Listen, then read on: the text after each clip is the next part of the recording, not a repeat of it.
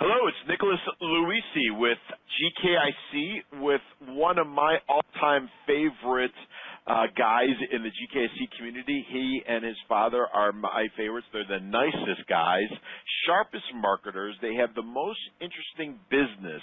I just love what they do, and they're in a really pretty part of the country. So, I live vicariously through their activities of camping and skiing and fly fishing and all that. So, Travis, thank you for taking time out of your busy day, and away from your family and your business and everything that you do to talk to me today. I thank you for all you do and being such a great certified magnetic marketing advisor. So, thanks for being with me. Awesome, Nick. Well, thanks for inviting me to be on here today. I'm excited to share some of our experiences with Dan and GKIC and magnetic marketing and what that has meant to myself, the business I currently run, Keith and his businesses. Keith is my father, as you mentioned. So, we've been using this stuff in a lot of different, not a lot, but a handful of different businesses over the years, and it's been very valuable to us. So I wanted to kind of give back and let people know, what this magnetic marketing stuff is. So let her rip, Nick. What do you got for me? All right, let's jump into it. I love it. I love the challenge. So here, let's talk about it, because you guys have you have a number of different businesses, right? And so we hear a lot, oh, this won't work for my business, or will this work in this business? So, what do you say to that? So the person that poo-poos magnetic marketing or poo-poos what we'll call GKIC style marketing, what do you think? Well, first off, I think it's a short-sighted opinion. You hear that from people who often dismiss everything out of hand, right? So the whole idea of you can give them all the proof in the world, and no matter what it is that you're doing, right, you're never going to get that person at first blush to take a look at it, right? But in our various businesses, and I'll kind of give you the 30,000-foot view of the businesses that I've been involved in with, as the owner, and then as kind of a sidekick, you could say, to my father as he grew those businesses. But we've done these things in everything. Well, we started out, and this was early 1990, so probably about 12 years before I came to work with my dad. He started using this Dan Kennedy stuff, this magnetic marketing stuff. And in our very first business, it was actually targeting small to medium-sized retail store owners, right? So, as you can imagine, if you look back, 1992 versus 2017, how many independent pet stores are there? How many independent hardware stores are there? How many independent anything are there compared to what there was in 1992, right? And of course, Nick, you know this, the answer is a whole lot less. And in some sectors, 95% less, right? And so we use this to grow that business. And because of the Dan Kennedy stuff, because of the magnetic marketing principles, and I know we'll probably get into some of these specifically, even in a shrinking industry, we were able to grow that business significantly between 1992 and then in 2015 when we eventually sold that business. We were able to grow it in a substantial manner, even with, in some cases, 95% of a industry no longer being there for us to serve, right?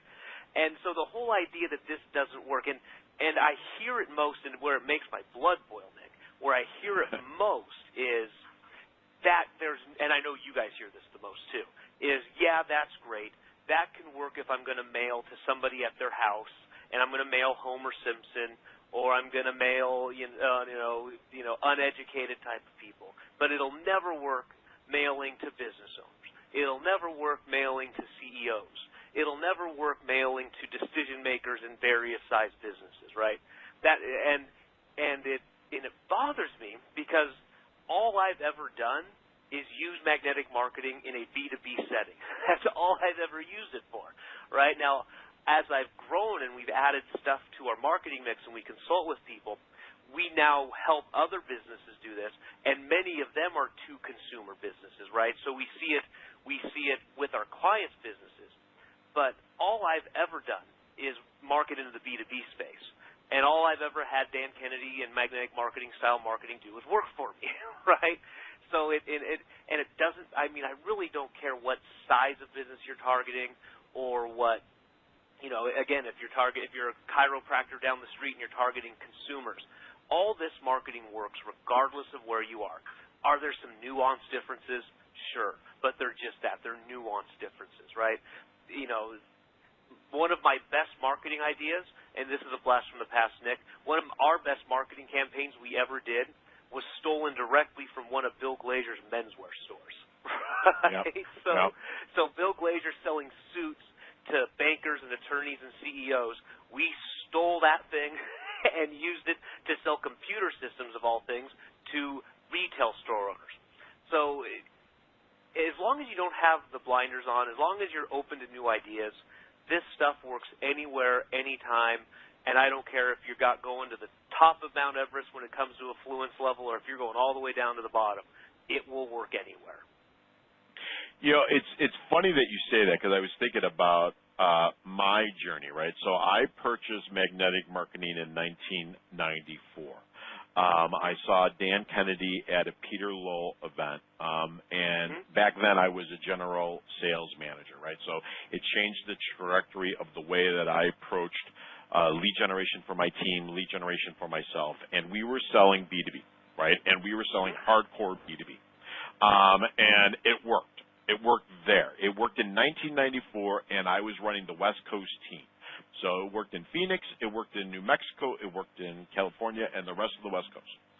And so much that everybody's like, well, what are you doing? You know, how do we share it? How do you, you know, how are you guys getting the lead flow that you're getting?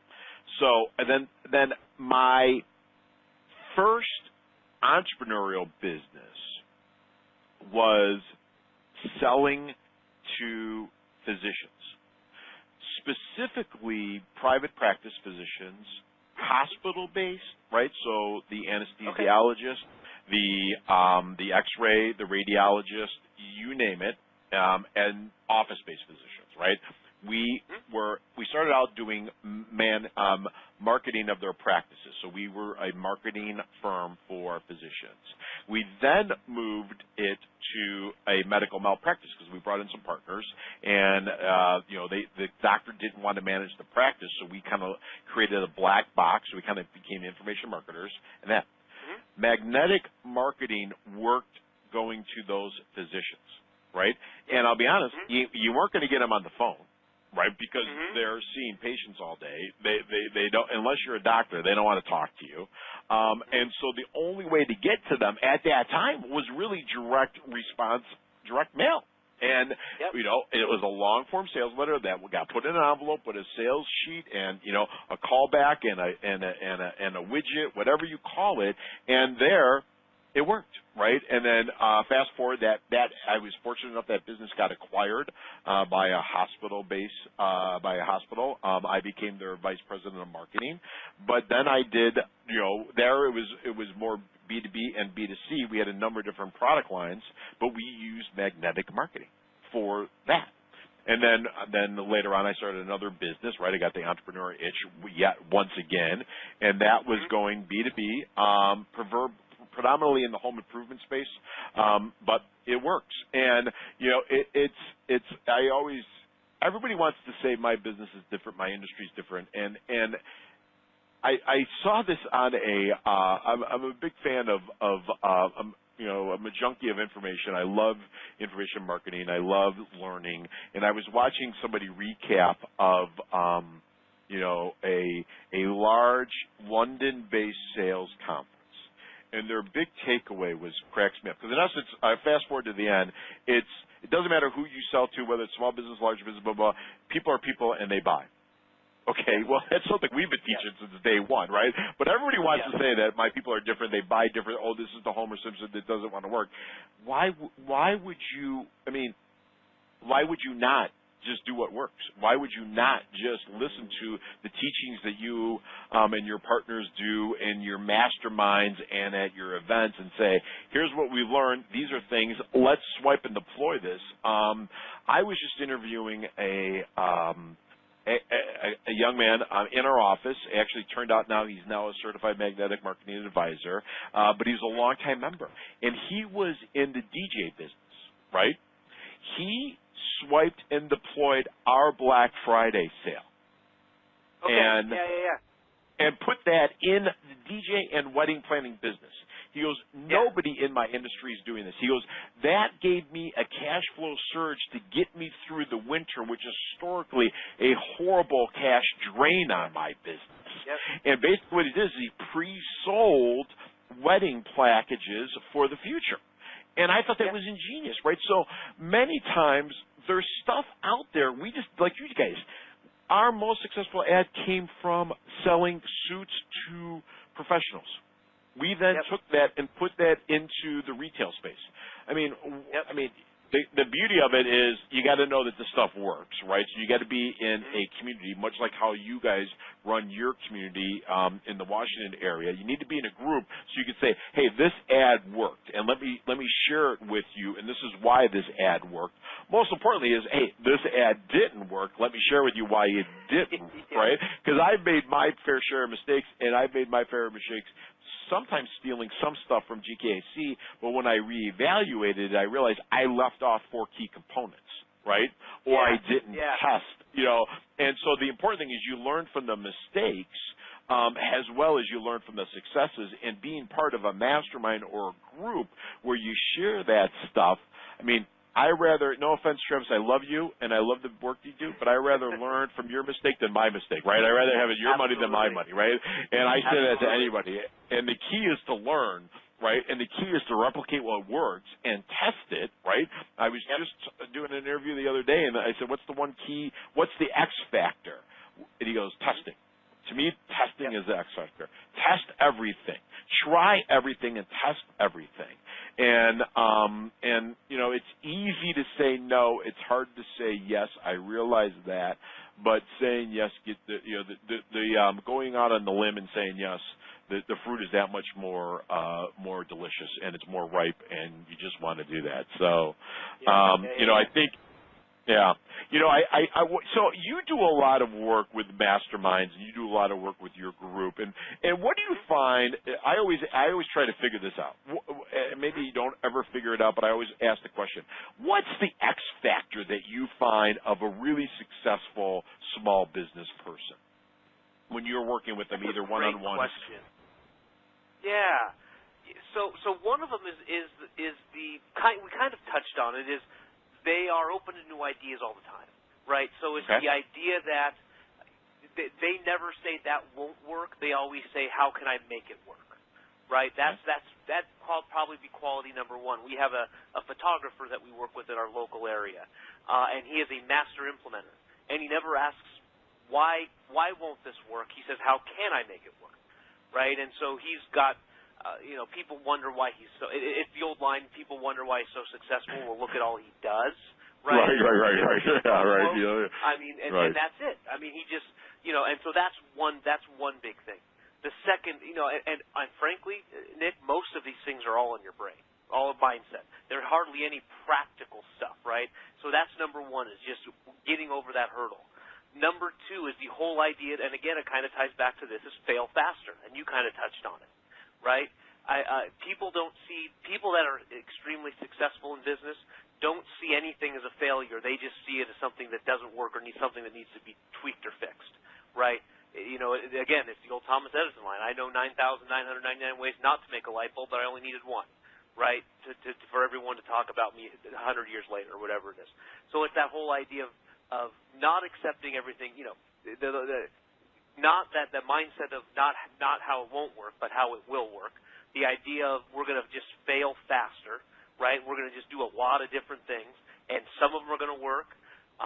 Frankly, most of them, and I'm sure most of them won't. I mean, I like to compare marketing to baseball. You know what I mean? Right. Hopefully you're a little bit better than this, but if you're a 300 hitter in baseball, you're a Hall of Famer. Right? Yeah. Hopefully you're not. Hopefully you're doing a little bit better than that. And not only that, not everything needs to be a home run to get you to the Hall of Fame either, right? Now, it is nice to have home runs every now and then, right? But not everybody can be a Ken Griffey Jr. or a Hank Aaron, right? Not all of them are going to be like that. So the idea that just because something didn't blow up and work extremely good, that you're not going to continue to use it, right? We have, again, another quote I love from Dan is, I think I'm attributing it to Dan correctly, is I don't know one way to get 100 customers. I know 100 ways to get 100 customers, right? And so you can, again, to use a sports analogy, you can get to the Hall of Fame hitting singles, doubles, and triples, right? You can have a very good, successful business. Now, hopefully, every once in a while we have one that pops and it does really, really, really well, and it's the proverbial home run or the grand slam. But it's that mindset of, I'm going to do a lot of different things. So that would probably be the number 3. And then number 4, and we touched on this a little bit, and then you really touched on it in your description of your of experience with magnetic marketing, is the whole idea of looking outside of your industry and to see what is working. Again, to use an example from our old American retail supply business, and this was a decision my father made before I came on and started working with him. We used to sell in that business, we used to sell packaging supplies. So tissue paper, gift wrap, high-end, nice pre-printed bags, right? So go to any nice jewelry store, go to any nice menswear store, go to any nice women's wear store, you know what I mean? And they've got the nice foil packaging and the really nice bags. Everybody in our industry at the time literally had sales reps pounding the pavement, walking up and down, retail row, if you will, right? Walking up and down the strip malls, knocking on the door, calling on clients.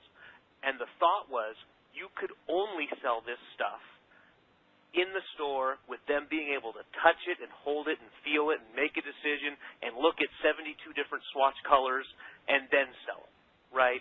That was the norm. We decided we didn't like that norm. It cost too much money. You needed too many employees. It took way too much time. So one of the very first things we implemented was a Dan Kennedy style 3-step magnetic marketing letter to retail store owners selling all the things that they told us that we couldn't sell without being right there in front of them. And the very first direct mail piece we ever did got a 25% response rate doing over the 3 steps with the Dan Kennedy. As you can see, I've attached a $100 or I've attached a $1 bill to this letter. Why have I done this? I mean, it's just letter number 2 making reference to letter number 3. And we were told, that I'm sure his Keith's peers at the time thought he was absolutely crazy. You can't do this. Well, they didn't think it was too crazy when we, cut our overhead compared to them, increased the sales, and actually bought some of those competitors over the next several years. So, those would be the big 4, I guess you could say, in terms of mindset and who's doing well. The ability, don't dismiss things out of hand, fail faster, do more, and look outside of your industry for inspiration. Like I said, I mean, I gave you the Bill Glazier example. I could pull another 50 out if we had the time, but where we just looked at what other people were doing and said, let's do that. And that typically worked for us. It's interesting. I think the common thread, if I was thinking about this, and I don't want to distill it to that because I think you're spot on with those 4, is one is they're curious, right? So the X factor of a really successful entrepreneur is somewhat curious, has to and I always kind of hate trading Dan stories, and you never know if they're but this one is my favorite. Was they were doing kind of a high-end seminar, right? And they were shuttling people back and forth from the hotel to the meeting area, back and forth, and they kept on driving past a what we'll call the gentleman's club, right? And so they knew that Dan goes, it was inevitable we were going to end up there, right? So they ended up at this place, and they lost one guy. well, they found him. He's in the back, and he wasn't doing anything nefarious. He was just talking to the we'll call them entertainers. The entertainers, they would say, okay, now what's the back end? Okay, now and it was they're curious about business. They want to know, right? And I even if they're not from the GKIC world, which I highly recommend anybody become the GKIC world. It's just what are you doing and why, but not importantly, what are you doing, but why are you doing it, right? Because it's easy to get down a rabbit hole, and we've all done it in business where you follow somebody. You guys could have easily followed everybody in your industry because the industry norm is that you put very expensive salespeople on the street, knocking on doors, covering their overhead, giving them a T&E account, and before you know it, you're 3 months in, 6 months in, a year in before you realize I'm not even breaking even on these people, right? And so you said there's got to be a different way. You're curious on a different way, and it's just fun. I love being part of masterminds. Before I became an employee of GKIC, I was very active in the Chicago-based GKIC community, so I was part of 3 to 4 different masterminds. I was fortunate that there was 3 to 4 different, then it was called the IBA group. You and your father were part of the original group. It was just, and I remember one guy calling it, in essence, we're just marketing geeks, right? Because we got no place to go, right? Because, but we just sit around and kind of talk marketing, right? And business. And I love that. I love that positioning. And I'm like, I love marketing geeks, right? And I like samples. And my wife yells, do we need all of these filing cabinets? They said, honey, those are gold. After I get you guys out of the house, and God forbid there's a fire, then that's the second thing I'm going to go get, And nowadays you would think I'd be smart enough to kind of put it all up in the cloud, but that's tomorrow's problem.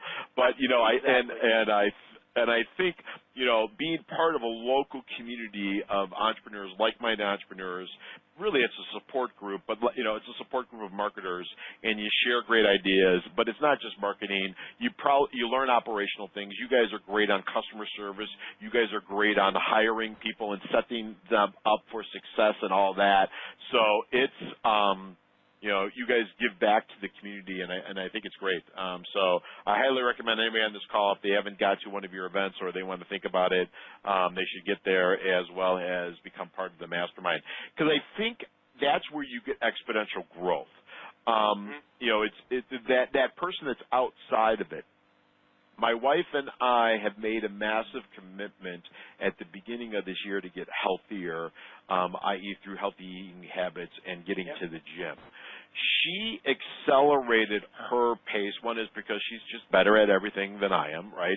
But she accelerated her pace because right. And she'll get a copy of it. I'm sure you will be kind enough to send her a copy of this tape. But she went to a personal trainer. Right? So she went to the personal trainer where I chose not to. Now I'm at the personal trainer because somebody's going to push you. They're going to try different things. We'll get into muscle memory just like when I was an entrepreneur. It's easy just to open up the door and get in and do the same thing over and over again, right? And say, boy, oh boy, was I busy. But until you push yourself, right? Because she's like, oh my God, you should see this exercise that they had this do to work on not only my biceps, but my abs, or, and it's just amazing when that third party, that outside kind of floating 30,000 foot above it, can work with you and push you to make those breakthrough things. So I want to thank you for all the work that you do and you guys do. As I say, you are working in the trenches every day with the lifeblood of the United States economy, and I want to thank you for that because without small businesses, nothing would be happening. Well, thank you, Nick. I appreciate that, and it is true. It's the whole forest through the trees thing. You need that outside guidance, and you're exactly right. It's that kind of insatiable appetite, if you will. The little hinge, big door theory. I mean, there's all kinds of quotes we could give to it, right? But it's that whole idea of being inquisitive, of looking at your business. And then when you kind of get to a roadblock, having the ability and having the sounding board in the peer group to say, hey, I'm having issues seeing this right now. Give me some fresh eyes with this, right? And so, like I said, when we were introduced to magnetic marketing, and now thankfully, right, because my dad was using it long before I ever was. Frankly, I've never known a business, without the magnetic marketing ideas behind it, right? In fact, I tell a story, and I'll do it relatively quick, and then I'm going to turn the tables on you, Nick. I got a question for you. All right, good, all right. I was actually speaking with my father when I was about to graduate college, and he said, are you thinking about coming to work with me? I'd love you to, but is that something you want to do? And I said, well, I'm not quite so sure. I'm not sure. And he said, well, tell you what, if you're thinking about it, I'd love for you to come on. I'm waist deep in marketing. I could use somebody to help me with that, help me implement all this stuff. I'm going to send you some Dan Kennedy tapes. So this was 2004. He sent me Dan Kennedy tapes. So I had to go find an old Sony Walkman, right? Because back in 2004 we had Discman, right? We didn't have iPods and we didn't have right? So I had a CD player. So I had to go find a Walkman. And again, long story short is I'm walking to and from class, my last few weeks of school, and it's like, this stuff is really cool. I like this stuff. This is interesting. And so I think even at a young age I was able to see that not everything that a professor said or everything that a college-educated person tells you is necessarily what's going to work in a small business, right? We were being taught branding, and we were being taught, we would do we read a case study on how Coca-Cola and Nike did a joint venture together, right, and co-branded things. And that was all well and good. And that works fine if you've got, frankly, other people's money to spend as public companies, right? They've got other people's money that they can spend. But the Dan stuff really made sense. And I'm actually looking at them right now, Nick. I still have the tapes. I've moved offices a couple times. I still have the tapes of Dan Kennedy. So let me ask you this, Nick. There's probably people listening to this that they may have our original 1992 one, or they may have a 1990-something one. What's different about this new one that people are still going to want to listen to, take in, and again, to cure that insatiable appetite that they should hopefully all have? What's going to be different about this one than they're going to see maybe in some other stuff that they've seen from Dan and magnetic marketing? That's a good question, and you beat me because my original version is 1994. So you guys beat me by having the 1992 because I saw Dan. So I'll kind of take credit on that one. Okay, all right, yeah, you're too young to have that, but it's interesting that you asked that question, and so this one really kind of merges a number of different things. So it's got the foundational teachings, right, and the foundational principles. And the interesting thing with Dan is, and you've been around for a long time, he's the master at synthesizing a lot of information and distilling it down to make it palatable and make it learnable, right? But it's really the first section is the principles of GKC and principles of magnetic marketing, and that's not going to change, right? So if you have the one version that you do or the one version from 2014, that stuff, it's going to be slightly different, right? Because we went deeper on some questions that we constantly get. So the one thing that a lot of people struggle, I'll give you an example on the principles. One thing people struggle with really a lot is their USP. Right? How to create, I don't know if you find that, but how to craft their USP. So we asked Dan to go deep on stuff like that. So because we've had two versions under our watch, so to speak, we know the questions that people ask that he intuitively knew and Bill intuitively knew. So we asked him to answer those questions in the foundational things that maybe the one that we did in 2014 didn't really answer. That's the first thing. The second thing is that there's the marketing, what we call the magnetic marketing vault. And this is what you and I have been spending a lot of time talking about and the importance of it. It is hundreds of ads that are successful from our members, right? So from guys like you, from other folks that are really experienced marketers. And so in essence, you're getting a really, really, really, really good swipe file for a very inexpensive price, right? So it's hundreds of ads, landing pages, emails, postcards, EDDM, bulk mailers, Facebook ads, you name it, you got it. These are time-tested and part of the GKAC training, right? So that becomes part of it. So that's section number 2. Section number 3 is what we call the toolkit, and that is really hundreds of ads, all kinds of different ads that come to you on a USB drive. So all you need to do is play around with it, change the name, change the telephone number, so where it says XXX, you put your telephone number in there, and you put your URL in there. And now these things are ready to deploy. Because what we found was, if we just give you the samples, some people still wouldn't do anything with them, and it would break our hearts, right? Because we want our stuff to be used. We don't want our stuff just sitting on shelves. We want it to be used. And so we gave this as a USB drive. You just stick it in your computer or have your kids put it in the computer, make the changes, and the emails are ready to go out, the ads are ready to go out, the postcards are ready to go out. You name it, it's all there. All you have to do is send it, either hit send or send it to your printer or post it up on Facebook or whatever you want to do. So there's hundreds of ads there, right? So that's the toolkit, it's the vault, which is the samples, and it's the trainings. But then the fourth thing that we've changed is media, right? So the principles are the same that you and I learned in 1992 and 1994. Or when Keith bought it in 92, I bought it in 94. I bought another one, I think, in 97 or 99, and then I came to work here, so then I get them for free, right? But perks of the job. Perks of the job, right? We'll work for marketing information.